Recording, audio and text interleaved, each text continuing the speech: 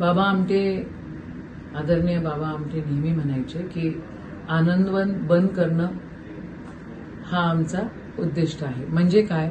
आनंदवन बंद करणं म्हणजे ज्या दिवशी कुष्ठरोगी बंद होतील त्या दिवशी आनंदवनची गरज आपल्याला राहणार नाही, असा त्याचा अर्थ होतो. तसंच ज्या दिवशी समानता पूर्णपणे एस्टॅब्लिश होईल त्या दिवशी आपल्याला आरक्षणाची गरज राहणार नाही, असा राहुलजींचं म्हणणं असंच होतं, दुसरं काही नव्हतं. पण विपर्यास ही जी मंडळी आता सत्तेत आहे ते विपर्यास करतायत.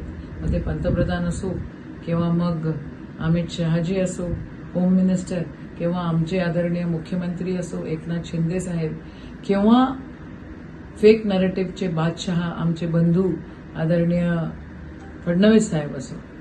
खरं तर असे फेक नरेटिव्ह करून असे जीव घेण्याची भाषा जर कोणी अडाणी एखादा व्यक्ती करत असेल तर त्याला माफ नाही करता येणार. आणि एक गोष्ट लक्षात ठेवली पाहिजे की महाविकास आघाडीची सरकार येते उद्या.